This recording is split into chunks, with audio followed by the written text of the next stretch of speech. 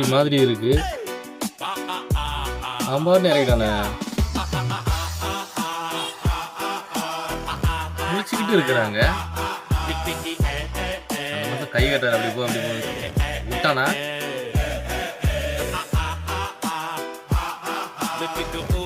மேல வந்துட்டான்ப்பா. ரெகுலரா போவாங்க போல இருக்கு.